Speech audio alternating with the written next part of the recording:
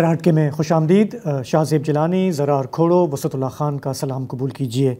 हमारे मुल्क में कॉर्पोरेट फार्मिंग का चर्चा है। चोलिस्तान में नहरें निकाली जा रही हैं। सिंध ने भी बहुत सारी ज़मीनें दी हैं टूरिज़म के लिए, फार्मिंग के लिए, लेकिन बाज़ लोग मायूसी की बातें करते हैं और कहते हैं कि ये ग्रीन पाकिस्तान का मंसूबा जो है, ये ग्रीड पाकिस्तान का मंसूबा बनता दिखाई दे रहा है। आज के प्रोग्राम में हम बात करेंगे हाइड्रोलॉजी एक्सपर्ट हसन अब्बास साहब से कि वो ऐसी बातें क्यों करते हैं। लेकिन प्रोग्राम के इस पहले हिस्से में बलूचिस्तान चलते हैं, जहाँ पर कोई 1.5 दिन के बाद अभी चंद घंटे पहले ये रिपोर्ट्स आई कि जो सिक्योरिटी ऑपरेशन है जाफ़र एक्सप्रेस के हवाले से वो कंक्लूड हुआ है। ये डिटेल्स दी फ़ौज के तर्जुमान लेफ्टिनेंट जनरल अहमद शरीफ ने। उसके बाद इंफॉर्मेशन मिनिस्टर भी टीवी पर आए और उन्होंने बताया कि ये कितना कठिन एक ऑपरेशन था।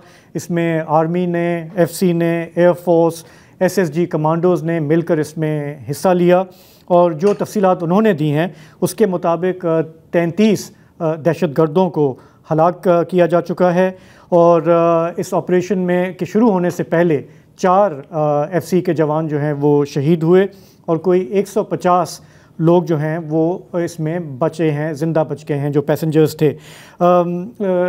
ISPR ने एक ड्रोन फुटेज भी आज जारी की जिसमें थर्मल इमेजेस में देखा जा सकता है कि ट्रेन इस बहुत ही मुश्किल टेरेन में, ये सिब्बी का इलाका है, ढाडर का इलाका है, वहाँ पर ट्रेन खड़ी हुई है और टोलियों में इन हमला आवरों ने पैसेंजर्स को जमा किया हुआ है। इसके साथ ही जो ये फुटेज सामने आई है उसमें ये भी देखा जा सकता है, निशानदेही की हुई है कि जिन लोगों को वहाँ से जो निकल सके वहाँ से, वो किस तरह से पहाड़ी इलाकों से वहाँ से जाते हुए दिखाई दे रहे हैं।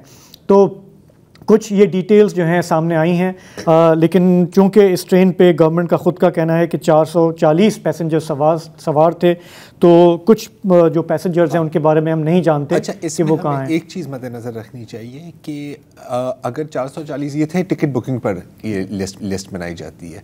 400 हो सकता है कि 440 लोगों ने टिकट बुक की हो, लेकिन अक्सर हम देखते हैं कि सब सवार नहीं होते। तो we do not know the exact figure जो ट्रेन पे थी। हैविंग सेड दैट, जो थोड़ी बहुत इस वक्त क्या कहें डिस्क्रेपेंसी है नंबर्स में, वो भी मेरा ख्याल है कि आने वाले दिनों में क्लियर हो जाएगी। क्योंकि देखिए बहुत क्योटिक, बहुत वॉलेटाइल और बहुत फ्लूइड सिचुएशन है। और आज जो हमने डिटेल सुनी है, आई एम थैंकफुल कि मैं गलत था। क्योंकि कल जिस तरह डिटेल्स आ रही थी, आपने कहा 444, और हमें ये भी इतलात में दी थी कि ट्रेन सुरंग के अंदर है। तो आप ये फुटेज में आप देख सकते हैं कि ज़्यादातर ट्रेन, पूरी ट्रेन हमें नहीं नज़र आ रही, लेकिन ज़्यादातर ट्रेन सुरंग में नहीं है। तो मुझे जो खदशा था, सॉरी टू से, कि this would go into triple figures. तो चलें, ये हकायक आहिस्ता आहिस्ता सामने आ रहे हैं। कल तक ISPR के DG का कहना है कि एक तो आपने FC के 4 जवानों का बता दिया, 21 मुसाफिर भी जहाँ बहक हुए हैं, लेकिन कितने बाजियाब कराए, कितने असखुद वहाँ से निकल पाए, ये फिगर्स जो हैं अभी इन टोटल वो हमें नहीं मालूम है। एक ख़बर ये भी आ रही थी कि जो जाफ़र एक्सप्रेस के ड्राइवर हैं अमजद यासीन, वो भी जहाँ बहक हुए हैं, लेकिन फिर BBC की अभी इत्तला आई है कि उन्होंने अपने घर फ़ोन किया है कि वो खैरियत से हैं, जल्द ज्वाइन कर लेंगे उन्हें। जी, उनकी तस्वीर भी आ गई। यहाँ पर एक चीज़, इससे पहले कि आप आगे बढ़े, मैं सिर्फ इतना ऐड करना चाह रहा हूँ कि जितना वेल प्लान ये टेररिस्ट ऑपरेशन था, उतना ही मुश्किल ये ऑपरेशन था, राइट। उससे ज़्यादा मुश्किल बनता है इनफैक्ट। और जैसे एक्सक्यूज़ मी, हमें पता है कि मजीद ब्रिगेड के पास सुसाइड बॉम्बर्स हैं,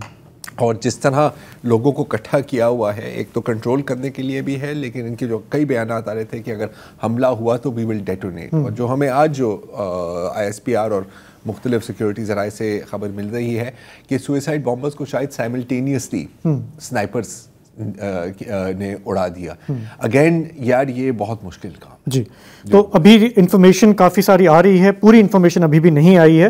और DG ISPR ने आज एक TV चैनल पे बात की और उनसे जब पूछा गया कि ये जो अकाउंट फॉर नहीं हो रहे सारे पैसेंजर्स, तो उन्होंने कहा कि देखें, इस ऑपरेशन के दौरान जो लोग दाएं बाएं निकल गए, इलाकों में भागे, उनको इकट्ठा किया जा रहा है ताकि हमें पता चले कि बाकी जो पैसेंजर्स हैं, खुदा करे कि वो सब खैरियत से हों। उन्होंने इस जो टीवी पे उन्होंने आज बात की, उन्होंने ये भी शिकवा किया कि हमारे यहाँ बाज़ लोग बेबुनियाद जवाज़ पैदा करते दिखाई दिए दहशतगर्दी के हवाले से, और ये एक अफसोसनाक बात है। उन्होंने ये भी कहा कि जी कौमी मुफाद को जो है इस बहस में इसकी भेंट नहीं चढ़ाना चाहिए, और ये इंतशारी सियासत जो है उसको डिस्करेज करना चाहिए, जो हम हमेशा देखते हैं जो हमेशा होता है। वाक़ियों में कुछ वेपनाइज्ड इंफॉर्मेशन भी होती है, कुछ आप मिस रिप्रेजेंट और मिस कैरेक्टराइज भी करते हैं, और अफसोस के साथ ये एक मामूल बन गया है। अच्छा, ऐसा क्यों होता है, हमें इस पे भी बात करनी चाहिए। BBC ने आज इस बारे में मुख्तलिफ जो जर्नलिस्ट हैं, सीनियर जर्नलिस्ट, उनसे बात की कि यार ये जो डेफिसिट है नैरेटिव का, और दहशतगर्दों की तरफ से मुसलसल एक सोशल मीडिया पे बयानियाँ आ रहा है, तो इसका क्या किया जाए। अच्छा, हुकूमती एहलकारों के जो आप पिछले 24 घंटे में बयानात देखें, बिलखुसूस अगर बलूचिस्तान के CM से लेके तलाल चौधरी तक वगैरह, उसमें इंतहाई सख्त मजम्मत है। वज़ीर आज़म और प्रेसिडेंट भी सख्त मजम्मत कर रहे हैं, दहशतगर्दों के ख़िलाफ़ सख्त कार्रवाई जैसे बयानात आ रहे हैं, मगर ये जो हैं जो सोशल मीडिया के हमारे नौजवान हैं, उनके लिए इसमें कुछ नहीं है, कोई सॉलिड इन्फॉर्मेशन। रेटरिक ज़रूर है लेकिन इन्फॉर्मेशन नहीं है। उसके बरक्स जो है, लेकिन उनके पास एक नेचुरल एडवांटेज नहीं, नेचुरल। अच्छा, उसमें ये है कि जो तोड़ है, अगर आप देख रहे हैं कि मुसलसल, और आपको ये शिकायत है कि जी सोशल मीडिया जो है वो गैर महब वतन लोगों से भरा हुआ है और उनकी बातों पे कान ना धरें, ये बार बार आपको कहने की ज़रूरत क्यों पेश आ रही है? आपको कहने की ज़रूरत नहीं पेश आनी चाहिए। अगर आपका जो मुसलसल बयानिया और ब्रीफिंग है, कम अज़ कम मीडिया तक उसकी मुसलसल रसाई रहे। अच्छा, एक जर्नलिस्ट जो है उन्होंने कहा कि ये जो है इसका जो तोड़ है, ये खामोशी या मालूमात की अदम फरहमी या ये कह के नहीं हो सकता कि जी पहले ये कार्रवाई मुकम्मल हो जाए उसके बाद हम दे दें, हम आपको पूरा ब्रीफ करेंगे।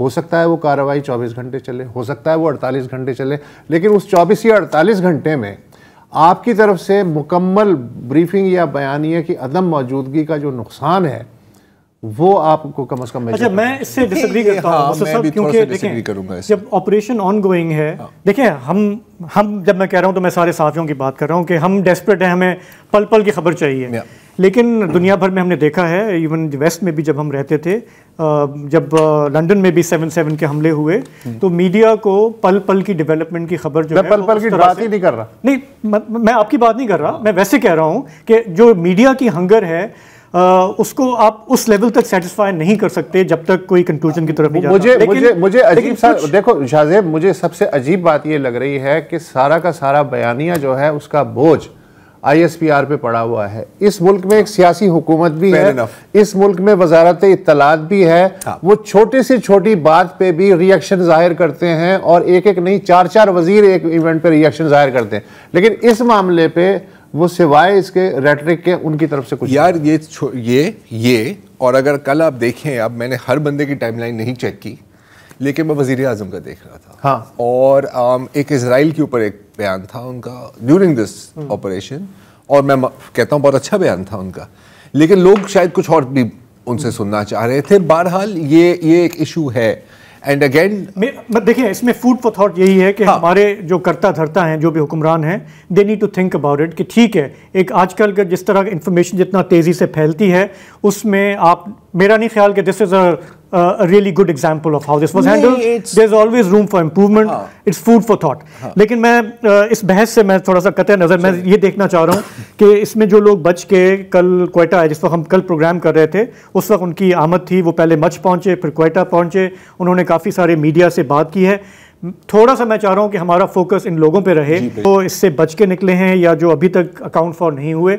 जो बच के पहुँचे उन्होंने इंटरनेशनल मीडिया को अपना आंखों देखा क्या अहवाल बताया, पहले उसकी एक झलक।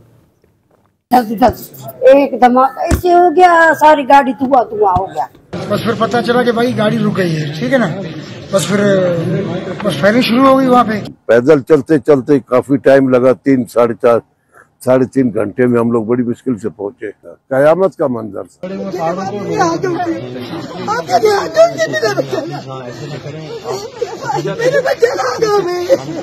ये सरफराज मुफ्ती किधर था उसको मेरे पास, वो मोहसिन नकवी कहाँ है? एसएचओ की मार वाला, एक एसएचओ की मार है वो, किधर एसएचओ की मार? हजारों लोगों को मार दिया उसने। ज़ाहिर है लोगों में गम गुस्सा होता है और वो पूछते हैं कि हुकूमत कहाँ है, हुकूमत की रिट कहाँ है। दर्जनों क्लिप्स हैं जिसमें रिलीफ भी है, ट्रॉमा भी है और गम और गुस्सा भी है। तो आज नेशनल असेंबली में जो दिन था उसमें बात करना थी सबको प्रेसिडेंशियल एड्रेस पे। उमर अयूब साहब कायदे हिज़्ब इख्तिलाफ, उन्होंने बलूचिस्तान पे बात करना चाहिए तो पहले स्पीकर साहब ने उन्हें कहा कि आप बैठ जाएं, जब आपका बारी आएगी उसमें आप बात कीजिएगा। इवेंचुअली उनको मौका मिला अपनी बात कहने का, तो बलूचिस्तान के हवाले से उन्होंने क्या कहा उसकी एक झलक। बलूचिस्तान में जो कल एक सान्या हुआ है, ये डॉन अखबार में हेडलाइंस है, उसको हम लोग कंडेम करते हैं, बीएलए के एक्शन को हम कंडेम करते हैं। जनाब चेयरमैन, इमीडिएटली आपको कार्रवाई सस्पेंड करनी चाहिए थी और जो अभी हम लोग बात कर रहे हैं उस वक्त तकरीबन 1.5 घंटे पहले होनी चाहिए थी। हम लोग जो सवाल पूछ रहे हैं कि 80 दहशतगर्द इकट्ठे होते हैं या 50 होते हैं या 100 होते हैं, वो इकट्ठे होते कैसे हैं? बाकी जगहों में पाकिस्तान तहरीक इंसाफ के 5 लोग इकट्ठे हो जाएं तो चाहे वो सिंध पुलिस हो, चाहे वो बलूचिस्तान पुलिस हो, चाहे वो पंजाब पुलिस हो, डंडे उठाए हुए, riot gear, tear gas shell लिए हुए, सीधा आके डज मारते। तो लेजिटिमेट सवाल हैं ऑपोजिशन लीडर ने उठाए हैं। आज बलूचिस्तान असेंबली में भी काफ़ी इस पे बहस हुई, वहाँ के जो मेंबर्स हैं उन्होंने इस पर इजहार राय किया और फिर आखिर में बलूचिस्तान के वज़ीर आला सरफराज बुगटी ने एक धुआंधार खिताब किया इस पूरे सान्हे के हवाले से और ओवरऑल बलूचिस्तान के जो चैलेंजेस हैं, सुनिए उन्होंने क्या कहा। जनाब स्पीकर, बात यह है कि इस लड़ाई को अंडरस्टैंड करने की जरूरत है। क्यों हम इस कंफ्यूजन का शिकार हैं कि ये जो है लड़ाई वो शायद अंडर डेवलपमेंट की वजह से है, ये लड़ाई शायद बेरोजगारी की वजह से है। मसला कहां है? मसला विक्टिम की बात करने वाला कोई नहीं है। विक्टिम की जो है, जो वायलेंस का विक्टिम है, जो टेररिज्म का विक्टिम है, वो मासूम मुसाफिर, उसके लिए कोई आवाजें नहीं उठती हैं। काश आज मुझे ये शोर गुर और ज्यादा सुनाई देता उन लोगों का नाम लेकर, ये बशीर ज़ेब हो, चाहे वो अल्लाह नजर हो, चाहे वो इब्राहिम तक बुगटी हो, चाहे हरब्यार मरी हो, कौन ये कत्लो गारत कर रहा है? क्यों हम नाम लेते हुए घबराते हैं? तो अब क्या करें? 500 लोग भी हमारे कत्ल करें, जाके माफिया मांगे, मैं उस माफी मांगने के लिए भी तैयार हूं, लेकिन क्या वो आपकी माफी को कबूल करने के लिए तैयार है? जनाब स्पीकर, हमें अब इस लड़ाई को समझने की जरूरत है। बीएलए कोई जिरगा कर रहा है तो मैं जाके उनके साथ जिरगा करूं? कोई स्कूल सिस्टम चला रहा है जो जाके मैं कहूं कि ये स्कूल सिस्टम ठीक नहीं है, मैं आपका स्कूल सिस्टम ठीक चलाऊंगा? एम्बुलेंस सर्विस चला रही है, वायलेंस, बंदूक के जोर पर अपना नजरिया मुसल्लत करना चाहती है, तो क्या वायलेंस की इजाजत दे दें? क्या इसकी इजाजत दे दें कि मासूम लोगों को बसों से उतार के मारना शुरू कर दें? फ्रंट फुट पे जी क्या है इसमें? मतलब ऐसा क्या इन्होंने नया कह दिया जो इन्होंने पहले कभी नहीं कहा? नहीं, इनकी एक बात चले मैं आपके सामने रखता हूँ ना कि हमारे यहाँ ये अक्सर हम सुनते हैं रफ़ीउल्लाह काकर से भी, जब हम इस पे बात करते हैं तो कहते हैं कि जी कि पॉलिटिकल स्पेस जो आपके वहाँ के जायज़ जो लीडर्स हैं उनको जब नहीं मिलती तो एक वैक्यूम क्रिएट होता है और उस वैक्यूम में दहशतगर्दी भी फ़रोग़ पाती है। और फिर जो हम अब तहरीकें देख रहे हैं वहाँ पे महारंग की और दूसरी, उसको एक स्पेस मिलता है और उन पर एलिगेशन ये है कि वो ह्यूमन राइट्स की तो बात करती हैं लेकिन इस तरह के वाक़े की वो मजम्मत क्यों नहीं करती, या जब वो बस में लोग कत्ल हुए थे, या इस तरह के दर्जनों, या इस तरह के जो वाक़यात होते हैं। क्योंकि अगर आप वाकई ह्यूमन राइट्स में बिलीव करते हैं तो आपको टेररिज्म चाहे वो स्टेट का हो या मिलिटेंट्स का हो, आपको दोनों को कंडेम करना पड़ेगा। That has to be a position. आप ये नहीं कर सकते कि सेलेक्टिव जस्टिस की आप बात करें। इस हद तक इनकी ये बात दुरुस्त है? नहीं, इस हद तक बिल्कुल इनकी बात दुरुस्त है, लेकिन मसला ये है कि ये इनका नैरेटिव जो है, ये जो टुकड़ा चला है, इससे मैं ये समझाऊं कि मसला पसमानदगी या दीगर इश्यूज़ का नहीं है। मसला जो है वो ये है कि लॉ एंड ऑर्डर और कत्ल व गारतगरी का है। अब ये सब कुछ स्पेस में नहीं होता। आज अख्तर मैंगल जो साबिक वज़ीर आला बलूचिस्तान है और MNA रहे हैं इस मुल्क के, और आइन और पाकिस्तान की बात करते हैं, उनका आप ट्वीट पढ़ लें। वो बिल्कुल 180 डिग्री मुख्तलिफ एक चीज़ है। उसमें वो ये कह रहे हैं कि भाई हम आपको 5-6 साल बल्कि उससे भी पहले से समझा रहे थे कि सियासी हल, बातचीत, जो लेजिटिमेट क़यादत है उससे बात करें और जो बात करें फिर उस पर कायम रहें। आपने ऐसा नहीं किया। तो अब वो एंड में उन्होंने लिखा कि अब मामलात इस नहज पे पहुंच गए हैं कि ना अब हमारे काबू में रहे हैं और ना आपके काबू में रहे हैं। तो ये जाहिर है कि ये भी तो हो, ये नैरेटिव भी तो एक तरफ है। ये है, देखिए कई नैरेटिव्स हैं। अगेन अब जहाँ तक अख्तर बेंगल की ट्वीट की आप बात कर रहे हैं वो मैंने भी पढ़ी है, सबने पढ़ी है। वो क्लियर है कि अब वो मामलात वो भी काबू नहीं कर सकते। जो हम बात करते हैं ना कि अगर हम कहें कि चले ये लेजिटिमेट की आदत है, और जब अभी मैं वजाहत कर दूं, जब आप बात कर रहे हैं ना कि बातचीत होनी चाहिए लेजिटिमेट की आदत से, ये आदत की बात हो रही है। जी जाहिर है, नहीं कुछ लोगों के लिए जाहिर नहीं होता, इसलिए मैं क्लियर कर रहा हूं, ठीक है ना।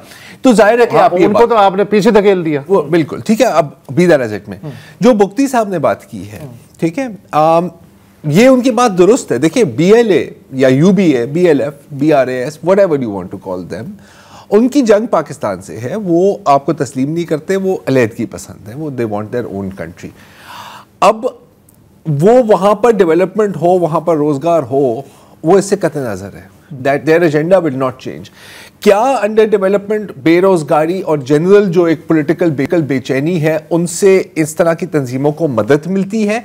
I would say yes. वो इसको एक्सप्लॉइट करते हैं। Definitely. वो एक कंट्रीब्यूटिंग फैक्टर है, लेकिन मुफ्ती साहब इज राइट जब वो कहते हैं कि प्राइमरी फैक्टर ये नहीं है। Primary factor is the existence of terrorist groups and their terrorist violence, लेकिन उनको मदद जरूर मिलती है इन चीजों से। देखिए ये तो एक हिस्टोरिकल फैक्ट है ना। मैं ये कह रहा हूँ कि 77 साल में ये 5वीं शोरिश है जो हम देख रहे हैं। या तो ये पूरे लोग पागल हैं कि ये इनके साथ आप जो भी करें, डेवलपमेंट के जितने मंसूबे दे दें, ये शुक्र अदा नहीं करते, या फिर कोई ऐसा इनके पेट में दर्द है कि जिसे विफाक जो है, सेंटर है, वो सही उसकी तशखीस करने से कासिर है। इसलिए कि पांचों जो शोरिशें हैं उनका कोई एक रीज़न तो नहीं है, अलग अलग रीजंस के तहत वो उठती रही हैं। कभी वादे किए गए, तोड़े गए, कभी कुछ हुआ, कभी पहाड़ों पे चढ़ गए, कभी तोड़ा गया, कभी जोड़ा गया, वो सारा का सारा है। अच्छा, प्रैक्टिकली 70 में बलूचिस्तान जो है सूबा बना है, 1 यूनिट जब टूटा है, उसके बाद से शुरू के जो 9 या 10 महीने की जो इलेक्टेड गवर्नमेंट आई थी बिजनजो साहब वाली, उसके बाद से आज तक मुझे ये बता दें कि कब इसे रिमोट कंट्रोल से कंट्रोल नहीं किया गया। ओके, चाहे उसमें सिविलियन हुकूमत हो या गैर सिविलियन हुकूमत। होल्ड दैट थॉट, हमें एक ब्रेक की तरफ जाना है, क्विकली आते हैं तो इस बहस को फिर हम समेटेंगे।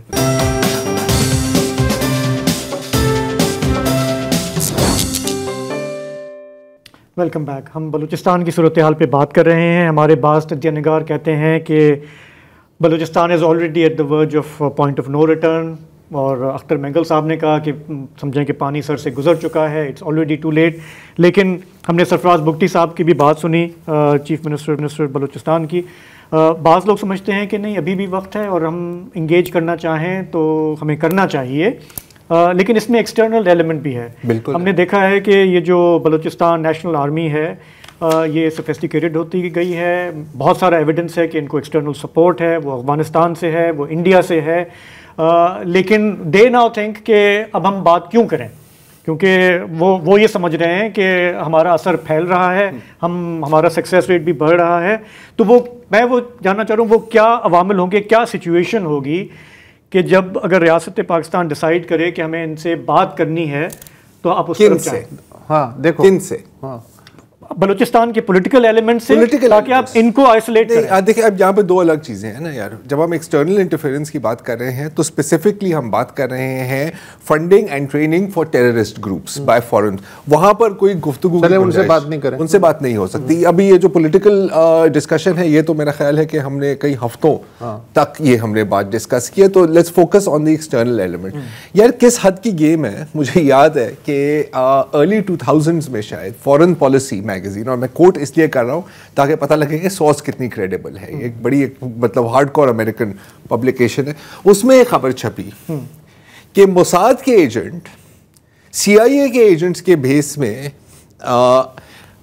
पाकिस्तान के बलूचिस्तानी एरिया में लोगों को रिक्रूट कर रहे हैं ईरान पर हमला करने के लिए। मतलब look at the layers of it, ठीक है। ये जो आपने पिछली जो 5 इंसर्जेंसीज या वेव्स गिनवाई हैं, they can all be linked to a major geopolitical event in the region, ठीक है। 1970s में कार्नेगी एंडाउमेंट की एक बड़ी तफसीली रिपोर्ट है इसके ऊपर, वो मैं आपको दिखा दूंगा, ठीक है। अब आपके पास क्या लीवर्स हैं, तो लेट्स काउंट इट, ठीक है। एक तो है भारत का कि इनके साथ गठजोड़ बहुत पुराना है, we know this. Kulbhushan Yadav का भी केस है, हजारों चीजें हैं। कुछ अभी इस एपिसोड में भी हमने देखा कि कितना भारतीय मीडिया वो ने तो उसको मतलब वो चिपक गए स्टोरी पे। हाँ, अच्छा, कुछ BLA के लोगों को मैंने एक्चुअली इसकी पिक्चर्स और फुटेज भी देखी है, मेरे पास अभी नहीं है, लेकिन पहले हमने इसको कवर किया है कि मुंबई के अस्पतालों में ट्रीटमेंट भी हुई है। एक तो है इंडिया। अच्छा, अब इंडिया के खिलाफ आपके पास क्या लीवर है टू डू दिस? एक आपके पास लीवर जो था कि यार चलो कश्मीर में turn the heat up. Kashmiri insurgency तकरीबन वाइप आउट हो गई है इफेक्टिवली। ये आपके पास लीवर नहीं है। आपकी मिन्नतें करने से वो नहीं मानने वाले। You will have to find a way to bring pain, और ताकि जब दोनों साइडों को पेन होती है ना, तो फिर ही बैठ के कहते हैं चलो अब बात कर सकते हैं। दैट्स वन, ठीक है। दूसरा है Afghanistan, right. The enemy of your enemy is your friend, ये हम जानते हैं। अगर ये जो रिपोर्टें हैं ये दुरुस्त हैं कि हैंगलर अफगानिस्तान में, मैं बिल्कुल मानने के लिए तैयार हूँ। अफगानिस्तान के साथ जो लीवर्स हैं उन पर भी हमने कई घंटों तक हमने बहस की है। मेरा जो पर्सनल व्यू है कि अगर वो दहशतगर्द भेजते हैं तो हमें ड्रोन्स और F-16 भेजने चाहिए, but my view is well known, ठीक है। मैं उनके साथ कोई ज्यादा सॉफ्ट लाइन नहीं है। एक थर्ड फैक्टर भी है बॉस, जिसको हम नजरअंदाज ना करें, और वो है ईरान। हाँ, ठीक है, ठीक है।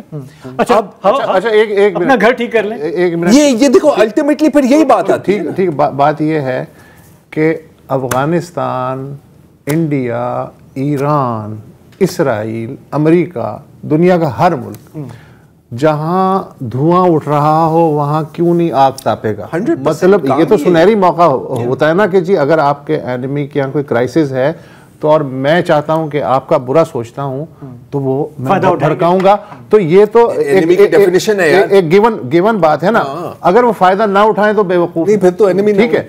अच्छा, सवाल ये है कि जब ये इंसर्जेंसी इस लेवल पे नहीं थी, मैं आपको याद दिलाता हूं कि मुशाहिद हुसैन और चौधरी शुजात, उनकी एक कमेटी जो है वो अकबर बुगटी का जो क्राइसिस था, और मुशर्रफ साहब ने उसे एक अना का मसला बना लिया था शाजिया केस के बाद। डिफ्यूज सिचुएशन हो गई थी, लेकिन ये कि मैं तुम्हें वहाँ से अटैक करूँगा जहाँ से तुम्हें पता भी नहीं चलेगा, ये बयान रिकॉर्ड पे है। ये अभी इंसर्जेंसी, अभी BLA वगैरह का चक्कर नहीं चला है, मैं उससे बहुत पहले की बात कर रहा हूँ। अच्छा, मंजर क्या है देखने का? मसलन बुगटी मर गया, ठीक है, उसके ताबूत को आप ताला लगा रहे हैं। अच्छा, ये विजुअल्स हैं यार, ये विजुअल अगर कोई अब बंदा देखेगा तो उस पर क्या होगा कि यार इससे आप क्या मैसेज देना चाह रहे हैं। उसके बाद डॉक्टर मालिक, वो तो आईने पाकिस्तान वाला बंदा है ना, वो तो फेडरेशन की बात करता है।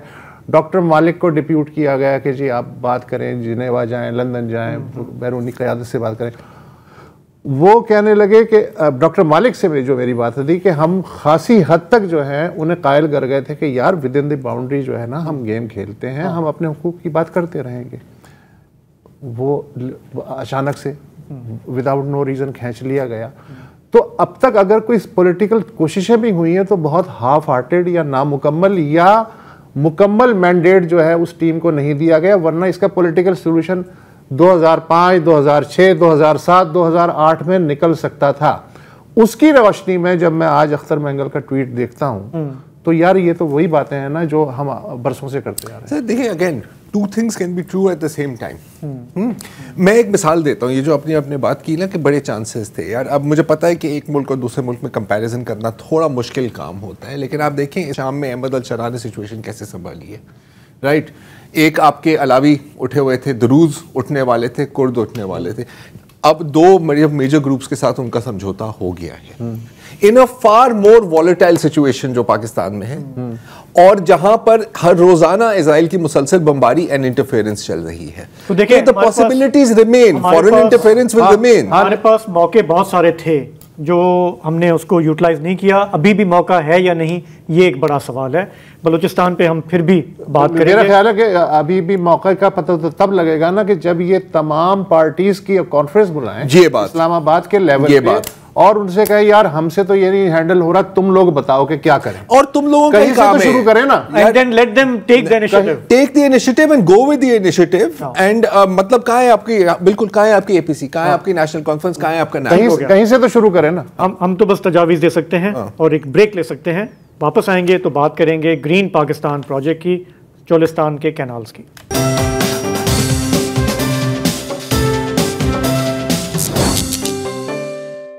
Welcome back. अब और थोड़ी सी बात ग्रीन पाकिस्तान की, और ग्रीन पाकिस्तान में भी जो चोलिस्तान का हिस्सा है और जो 6 मुबैना नहरों की तामीर का मसला है, उसकी तपिश अब ऐवान सदर तक पहुंचती हुई महसूस हो रही है, और उसका इजहार पार्लियामेंट के मुश्तरका इजलास से सदर आसिफ अली जरदारी के सालाना खिताब से बखूबी मिलता है। और उन्होंने इस बात पे ज़ोर दिया कि भाई अगर इतना बड़ा मनसूबा जिससे कि चारों सूबों की किस्मत वाबस्ता हो, वो सलाह मशवरे के बाद होना चाहिए, वरना फिर फेडरेशन कमज़ोर होती है। डॉक्टर हसन अब्बास हमारे प्रोग्राम में पहले भी आते रहे हैं। ये वाहिद क्वालिफाइड हाइड्रोलॉजिस्ट इस एतबार से हैं कि इन्होंने इस सब्जेक्ट में PhD किया हुआ है, गालिबन पाकिस्तान में ये पहले पाकिस्तानी हैं। ये मुल्की और बैनुल-अक़वामी जो मंसूबे होते हैं आबपाशी के, उनसे भी मुंसलिक थे, मुंसलिक हैं और मुंसलिक मुस्तक़बिल में भी रहेंगे। आज उन्हें हमने ज़हमत दी है। ज़हमत इसलिए दी है कि 2 दिन पहले इनका अखबार डॉन में एक मज़मून छपा था कि नहर का मुतबादिल क्या है।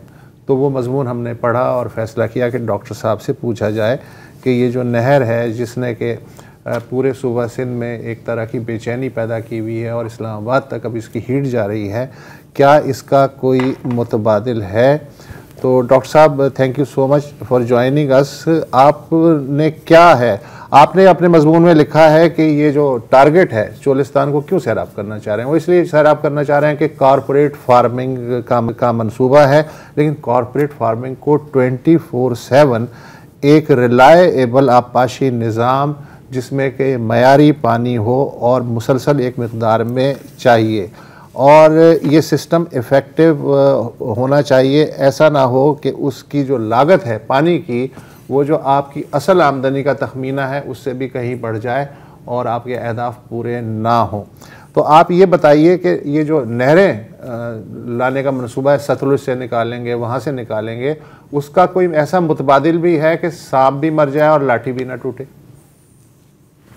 जी थैंक यू वसत प्रोग्राम में इनवाइट का, और ये आपने बड़ा अच्छा सवाल किया है, और इसका जवाब जो है वो बिल्कुल जो है वो हाँ में है कि जी बिल्कुल इस तरह का हमारे पास रिसोर्स भी मौजूद है और इस तरह की टेक्नोलॉजी भी मौजूद है जो कि हम इकोनॉमिकली बहुत कैनाल्स के मुकाबले में बहुत कम वक्त में और कम पैसे में हम वो टेक्नोलॉजी अगर अप्लाई करें तो हम बहुत आराम से एक इस तरह का सिस्टम लेके आ सकते हैं चोलिस्तान में, जिससे हमें नहरें बनाने की भी ज़रूरत नहीं है और कॉरपोरेट फार्मिंग को भी 24/7 पानी मिल सकता है। और वो क्या है डॉक्टर साहब?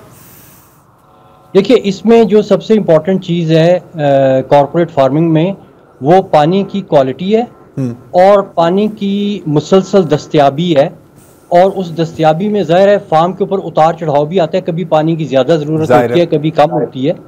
तो आपका सिस्टम ऐसा होना चाहिए जो इन तमाम ज़रूरियात को पूरा कर सके। उसके लिए हमारे पास कोई ऐसा पानी का रिसोर्स होना चाहिए जिसमें काफ़ी पानी हो अच्छी क्वालिटी का, और आप उसको एक ऐसे सिस्टम से प्रोवाइड करें जिस सिस्टम में उतार चढ़ाव मुमकिन हो।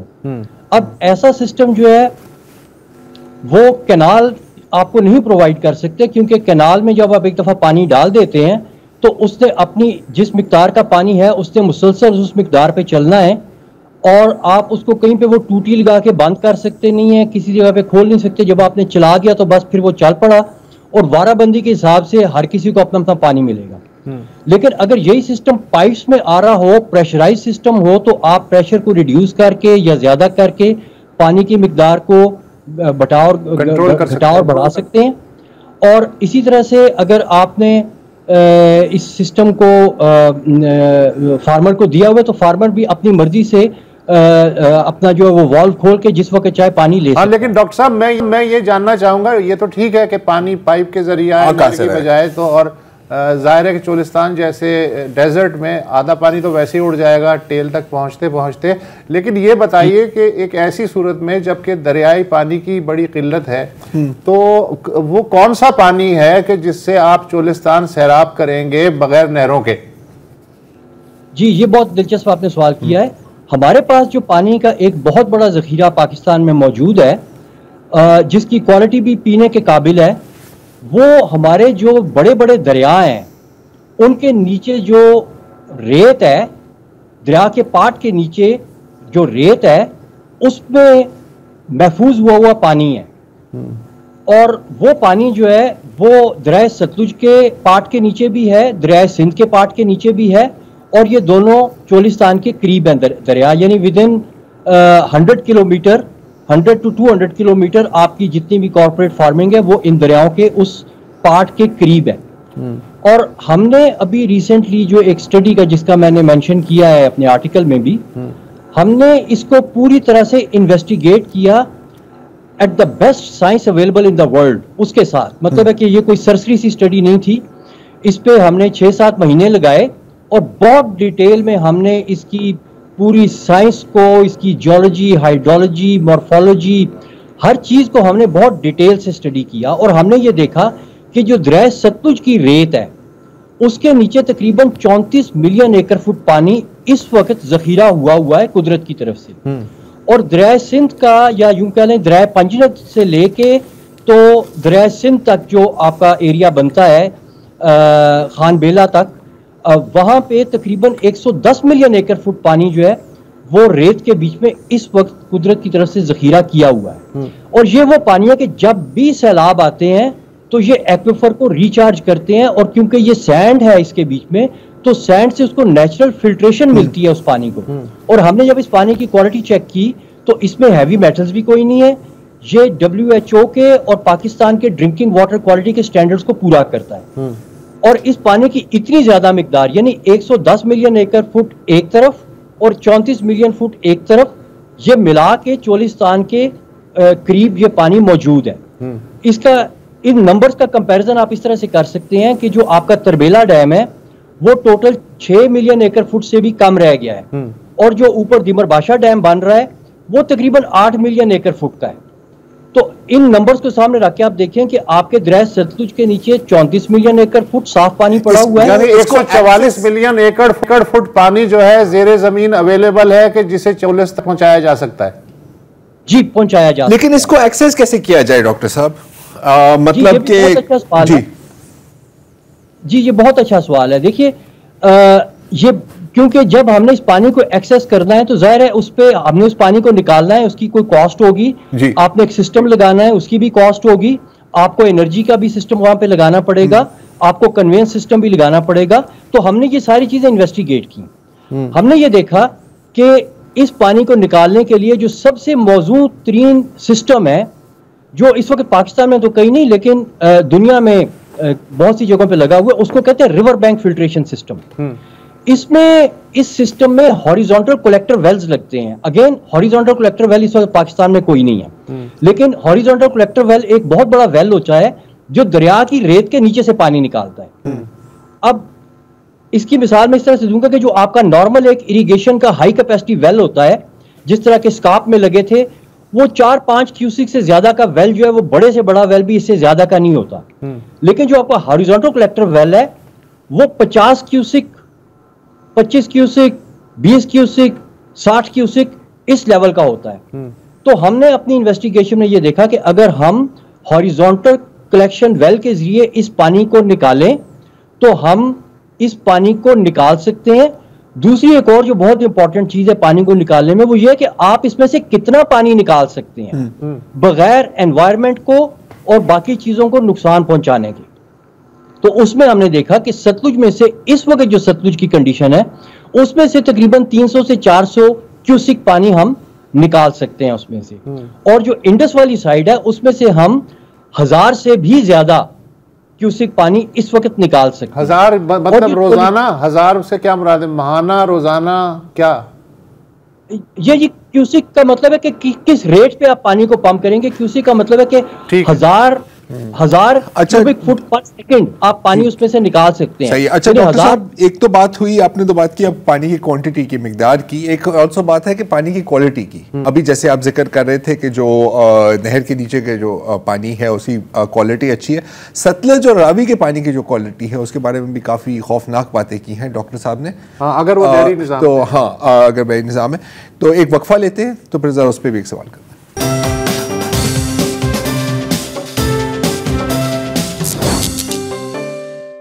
Welcome back. अभी डॉक्टर साहब ब्रेक से पहले आप बात कर रहे थे पानी की मिकदार की, और उसके साथ आप बात कर रहे थे पानी की क्वालिटी। अब मैं बात कर रहा हूँ जो आपका मंसूबा है, जो आपका प्लान है। दूसरी जानिब जो मौजूदा प्लान है कनाल्स का, उसमें तो जाहिर है कि रावी से पानी लेना है, सतलज से पानी लेना है, और ये वही नहरें हैं जिनमें भारत की तरफ से आलूदा पानी एक तरह से वहां पर डाला जाता है, फेंका जाता है। जो भी इसके क्या असरात होंगे इस पूरे प्रोजेक्ट पर? मतलब अगर इस पानी से आपाशी की जाए तो जो फसल उगेगी उस पर क्या असर पड़ेगा? देखिए, इसमें जो नहर का पानी है, जो कि आप अब इस वक्त नहरों के प्लान में आ रहा है, कता नज़र इससे कि इसके इस वक्त जो सोशल इम्प्लीकेशंस हैं और अपस्ट्रीम और डाउनस्ट्रीम जो हैं आपके फेडरेटिंग यूनिट्स, उनमें क्या बातचीत चल रही है। एक मिनट के लिए हम वो तमाम चीज़ें भूल के सिर्फ उस नहरी पानी की बात करते हैं और उन नहरों की बात करते हैं, ये एज्यूम करके कि जी नहरें बन गई हैं, पानी आ गया है। सबसे पहली चीज़ है उस पानी की क्वालिटी। क्वालिटी में यह कि इस वक्त जो आपका रावी और सतलुज है, ये दोनों हम दरिया सिंध ताश मुआहदे के तहत इंडिया को दे चुके हैं। अब इनके बीच में जो पानी आता है वो लिंक कैनाल्स के जरिए आता है, लेकिन जब हमने ये दरिया इंडिया को सिंध ताश मुआहदे में दे दिए तो हमने उसके बदले में 4 गंदे नाले इन दरियाओं के बदले ले लिए, जो कि इंडिया से इस वक्त दुनिया जहान का गंद लेके आते हैं। जो लाहौर के रहने वाले हैं वो उन्होंने अडियारा ड्रेन देखा होगा। अडियारा उनमें से एक ड्रेन है, शाह सलमान ड्रेन है, फजिल्का ड्रेन है, और एक कोई और है, उसका नाम मेरे जहन में नहीं आ रहा। तो ये 4 ड्रेन्स हैं। ये सारे के सारे इन दरियाओं में गंदा पानी लेके आते हैं। इस पानी में कंप्लीटली अनट्रीटेड वेस्ट होता है, इसमें हैवी मेटल्स होती हैं, आर्सेनिक होता है, अनट्रीटेड सीवरेज होता है, और बहुत ही गंदी क्वालिटी है। ये उस पानी में मिक्स होता है जो कि आपके लिंक कैनाल से आता है, और फिर ये आपके इरिगेशन सिस्टम में जाके तो पूरे फूड चेन का हिस्सा बनता है, जिसकी वजह से गैस्ट्रो इंटेस्टिनल डिजीजेज, लिवर की डिजीजेज, मैदे की, पित्ते की, ये सारी जो है साउथ पंजाब में सबसे ज्यादा हो रही है। अब अगर आप यही गंदा पानी कॉर्पोरेट फार्मर्स को देते हैं तो उनकी प्रोडक्ट में भी उन हैवी मेटल्स के और उन पोल्यूटर्स के ट्रेसेंट्स जाएंगे, और आपकी जो भी प्रोडक्ट इंटरनेशनल मार्केट में जाएगी वो इस गंदे पानी से प्रोड्यूस होने की जाएगी। अच्छा डॉक्टर साहब, सॉरी, ये तो ठीक है, आप बिल्कुल सही कह रहे हैं, हम जानते भी हैं हमारे रिवर इंडस भी जो है इतना पोल्यूटेड है और हम सब उसकी वजह सफ़र कर रहे हैं। मैं आपसे ये पूछना चाह रहा हूँ कि जो आपने स्टडी की सितंबर 2023 में अप्रैल 24 तक, वो आपने जब ग्रीन पाकिस्तान इनिशिएटिव वालों को जब पेश की तो उनका क्या रिस्पॉन्स था? जी, जहां तक तो उस स्टडी का उन्होंने दिबाचा लिखा, उसके हिसाब से तो उनके अपने वर्ड्स हैं कि जी ये वो सिस्टम है जो कि कैनाल, बैराजेस और डैम्स के ट्रेडिशनल सिस्टम से जल्दी बन सकता है, कम कीमत पे बन सकता है और ज़्यादा बेहतर है। लेकिन उसके बाद से अभी तक उसके ऊपर कोई पेशरफ्त नहीं हुई। अब वो इसके बारे में क्या सोच रहे हैं, ये मेरी भी क्या आशा रही है, आप भी इस पे क्या आशा रही कर सकते हैं कि वो इसके बारे में अब क्या सोच रहे हैं। शायद कैनाल्स जो वो बनाने का प्लान है उसके पीछे भी काफ़ी जो है वो फोर्सेस कार फरमा हैं, और उन्होंने कहा कि पहले हम कैनाल्स बना लेते हैं, उसके बाद में अगर कैनाल्स ना चली तो ये सिस्टम ले आएंगे। लेकिन मैं ये सारी मेरी क्या आशा रही है इसके बारे में। अच्छा डॉक्टर साहब, सॉरी, ये जो आपने जो स्टडी की जिसको आपने कहा साइंटिफिकली बेस्ड है, पानी ज़ेरे ज़मीन अच्छा है, उसकी कॉस्ट क्या थी?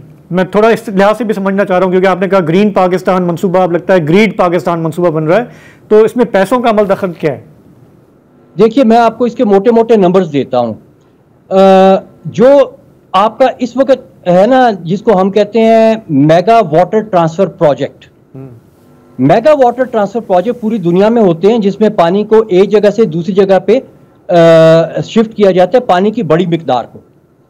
तो मेगा वाटर ट्रांसफर प्रोजेक्ट्स की हमने पूरी एक चैप्टर लिखा इसके ऊपर, इसी स्टडी में हमने ये देखा कि दुनिया में जो मेगा वाटर ट्रांसफर प्रोजेक्ट्स होते हैं उनकी जो एवरेज कॉस्ट है वो $4 मिलियन फी क्यूसिक है। यानी अगर आप 1 क्यूसिक की कैपेसिटी का सिस्टम लगाते हैं तो उस पर आपकी कॉस्ट $4 मिलियन आती है। अगर मसलन हम इस कॉस्ट को अगर हम देखें तो जो हमने पाकिस्तान में मेगा वाटर ट्रांसफर के प्रोजेक्ट्स किए हैं, नहरें भी बनाई हैं, पाइपलाइंस के भी प्रोजेक्ट किए हैं, तो पाकिस्तान में ये जो कॉस्ट है वो वर्ल्ड एवरेज से थोड़ी ऊपर है। हम 4.8 से $6.2 मिलियन पर क्यूसिक की कैपेसिटी क्रिएट करते हैं, जबकि हमारा ये जो प्रोजेक्ट जो हमने प्रपोज किया है ये तकरीबन $3.5 मिलियन पर क्यूसिक इसकी कॉस्ट आ रही है। और ये इंटरनेशनल स्टैंडर्ड से भी इसकी कॉस्ट थोड़ी सी कम है। और इसमें जो आपके फार्मर्स को पानी मिलता है फी एकड़ फुट, वो इंटरनेशनली जो फार्मर्स पानी ले रहे हैं पर एकड़ फुट कॉर्पोरेट फार्मिंग वाले, उससे इसकी कॉस्ट जो है वो लोअर साइड के ऊपर है। यानी कैलिफोर्निया का जो एक फार्मर है मसलन, वो $1100 से $2000 फी एकड़ फुट पानी खरीदता है।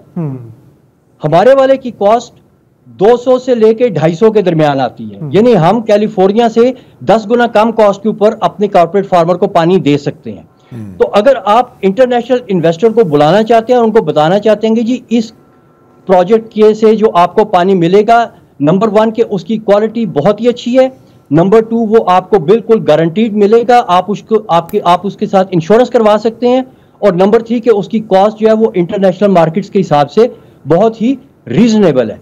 तो इसीलिए ग्रीन पाकिस्तान ने भी अपनी स्टडी में इस बात का, अपने दिबाचे में इस बात का जिक्र किया है कि ये कॉस्ट इफेक्टिव प्रोजेक्ट है। तो ये किसी हिसाब से भी, अभी ये जो आपके कैनाल के मंसूबे हैं फॉर एग्जांपल, हमने इनका भी थोड़ा सा एक तकाबली जायजा लिया, और आपको जो कैनाल से पानी आ रहा है उसका आपको 1 क्यूसिक जो है वो तकरीबन $4.5 से $6 मिलियन का 1 क्यूसिक आपको पड़ता है।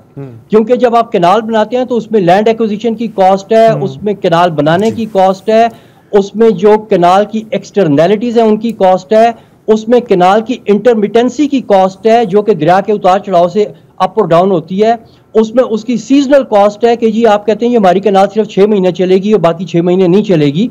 तो ये सारी कॉस्ट जब हमने डाली तो हमने देखा कि कैनाल का प्रोजेक्ट आपको तकरीबन लगभग $6 मिलियन पर क्यूसिक पड़ता है, जबकि हमने जो प्रोजेक्ट प्रपोज किया है रिवर बैंक फिल्ट्रेशन सिस्टम के साथ वो तकरीबन $3.5 मिलियन पर क्यूसिक पड़ता है। लेकिन हमें देखे ना, अच्छा सस्ता पायदार काम हमें नहीं करना, हमें महंगा काम करना है, माहौल को भी तबाह करना है, पॉलिटिकली भी जो डिवाइसिव है हमें वही काम करना है। आपकी बात से तो हमें यही लग रहा है।